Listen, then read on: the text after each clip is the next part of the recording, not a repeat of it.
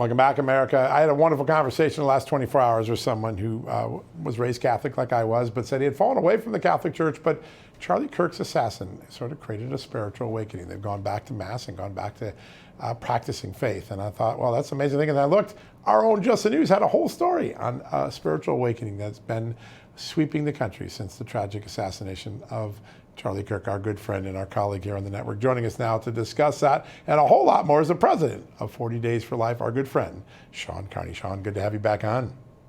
Good to be back. Thanks for having me. All right, mass attendance up at colleges after Charlie's assassination, people talking about praying, people talking about faith and recommitting themselves to faith.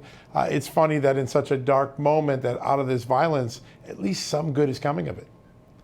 Yeah, I mean, I think it's two things. I think it's the dramatic visual that we all saw when poor Charlie was murdered and assassinated in front of our eyes. And that jolts people. It jolts people to the level of 9/11 or one of these huge tragedies where it's not tucked away. You see it in front of your eyes. The other thing, and I've gotten this a lot the last few weeks, is a lot of people who knew the name Charlie Kirk who thought, he's a political guy, he's a Republican talking head. And then when they went and they started reading, and watching all of his videos, they realized what a faithful Christian he was and how, yes, he could talk about politics better than most people. But he was not afraid of the culture war, of abortion, of gay marriage, of trans, of race, of the things that people actually talk about in their living room. And he did so, was very articulate, was very joyful, but Christ was at the center of it. And those two things, seeing him die and also seeing him live for the first time, which many people really did. They kind of discovered him, particularly the boomers who maybe had left the church. I've had many of them say, I got to go to Mass again. What am I doing with my life? And look at what this kid, had done in his short life. Yeah, it is remarkable. And that commitment to faith wasn't just for political expediency. It was really rooted in him, the person. His wife shared this story with me previously, and then they shared it during the memorial time, that Charlie would come home every day and ask, how can I be a better father? How can I be a better husband? And that is rooted in the greatest biblical principles that we have. This was something that was endemic to his life. It wasn't just for a political cover, was it? No, he was the real deal. And I think a lot of people either knew, for those of us who followed him for years, we knew he was one of us. And a lot of people discovered that he was one of us, that everybody has said, and it's true, he definitely was going to be president of the United States, one day. But when you listened to him, you weren't thinking about that. You were thinking about what he was saying in the moment, that he was a true believer, that everything he did, he tried to do it through the gospel. He wanted to share Jesus Christ. He was on fire for the Lord. And that radiated, and it's inspiring. It's really inspiring. And look at how joyful and positive everybody has been.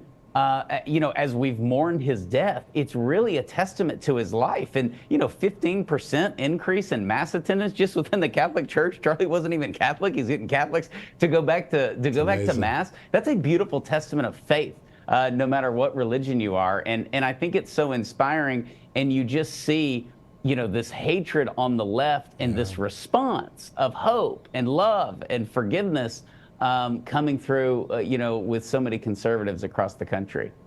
Earlier in the show, we had the great Bill O'Reilly, and he's got a great book out, Confronting Evil, and really that's what we have to confront. It's a historical book looking at 15 extraordinary figures of evil in world history, but we're confronting an evil unlike any time in American history, where we have particularly young people who feel they don't see a human when they see a critic, they see someone worthy of killing. How do we restore that rehumanization of others, and that it's okay to disagree and still coexist? It seems like we have wound up a large number of people who don't see a human. They've dehumanized their enemies to the point of putting a message on a bullet and then shooting it at them. Yeah, the timing of Bill's book is awesome. He's so good at timing books. Not that he intended this, but the timing is perfect. And I encourage people to get his book and really read all of his books. They're all fantastic. But this one is especially important because it is evil.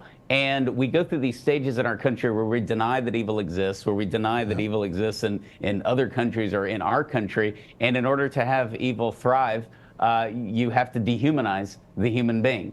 And we certainly have done that at an astronomical level, more than any civilization before us, with the unborn, with 78 million abortions worldwide every single year. We've never had an injustice like that on that scale ever before.